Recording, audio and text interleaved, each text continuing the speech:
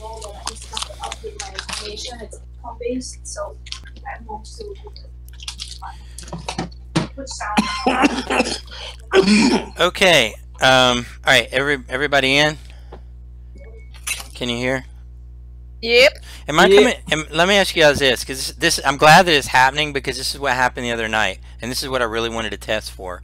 On my vocal, it's saying it's barely any connection at all. Are you guys able to hear me? Can you hear me clearly? Yeah. Okay. I can hear you quite clearly. Okay. Good deal. So I'll try. I don't know about everyone else. Yeah. Well, what I'll do is I'll try to get this down to 10 minutes, and I'm going to start the audio now, and again I'll just use your names that you have here.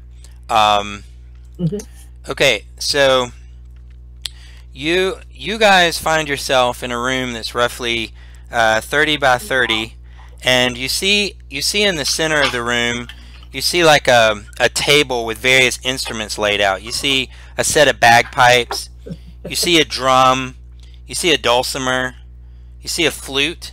Beside that, next to the flute, you see a lute. Then you see a lyre. You guys see a horn. You see a pan flute, which looks very lovely, actually.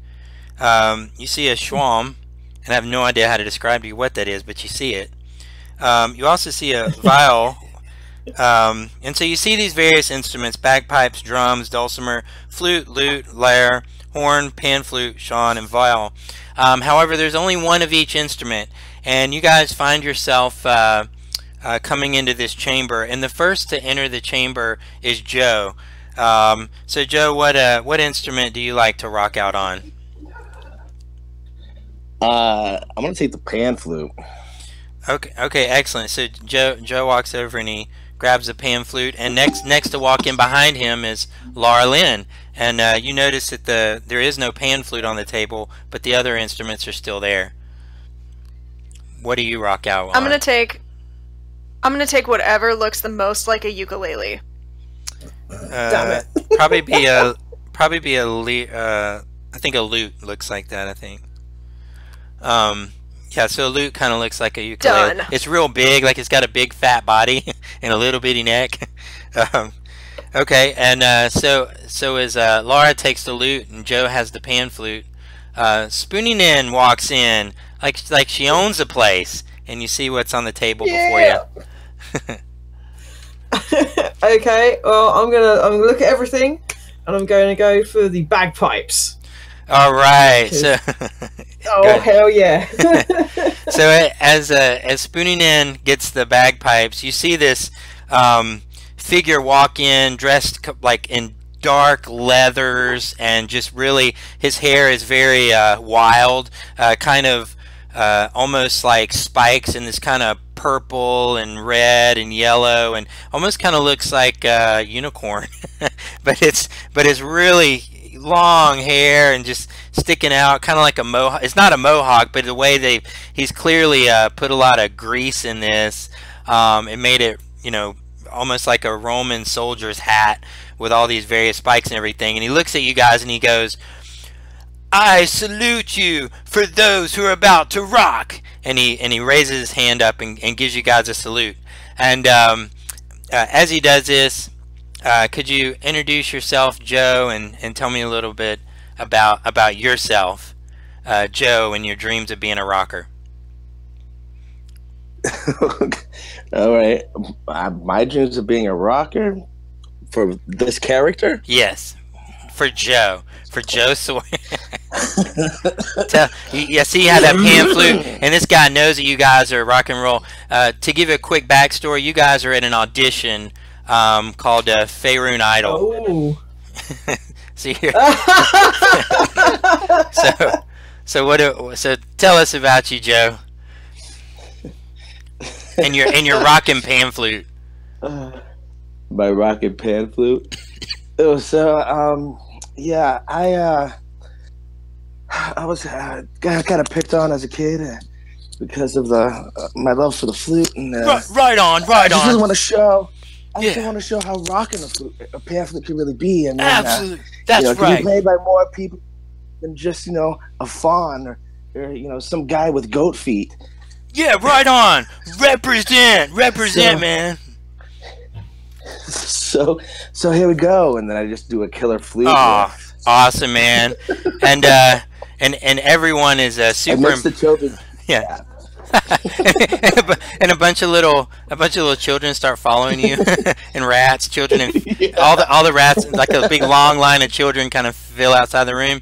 And so as he does that, he looks over at Laura Lynn with her rocking ukulele looking thing. He goes, "Oh, come on, this is awesome. Tell me your story."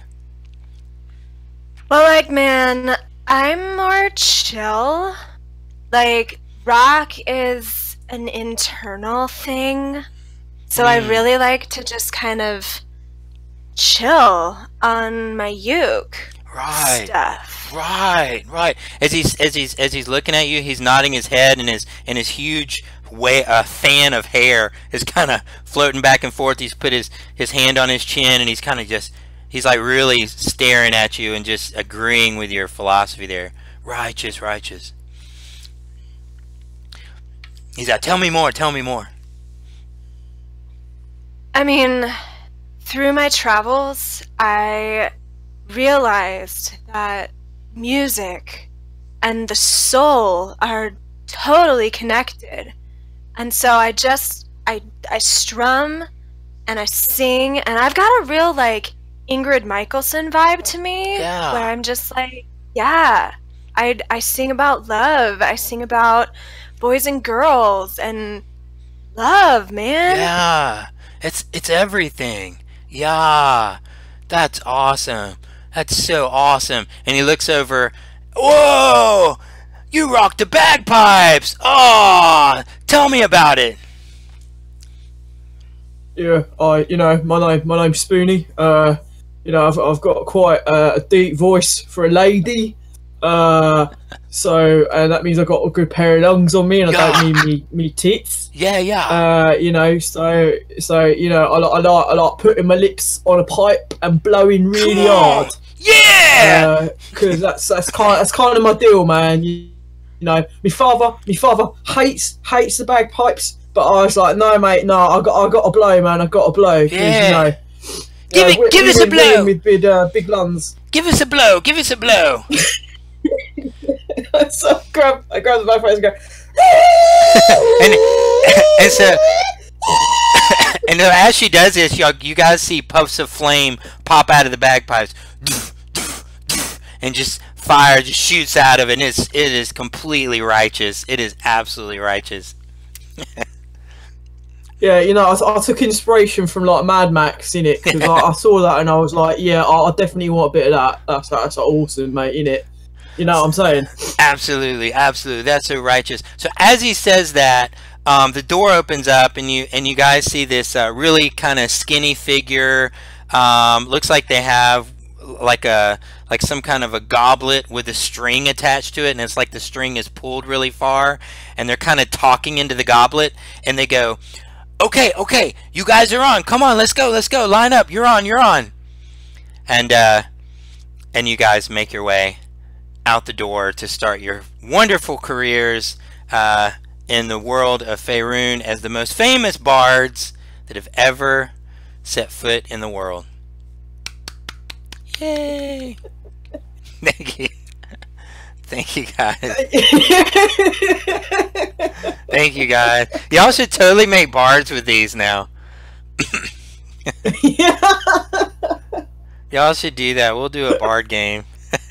Let's see what we call it. We'll call it is it America's talent of Faerun Idol. Faerun Idol. We'll call it. I liked Faerun Idol. We're doing it. Okay. So here will be our one shot. We'll do Faerun Idol.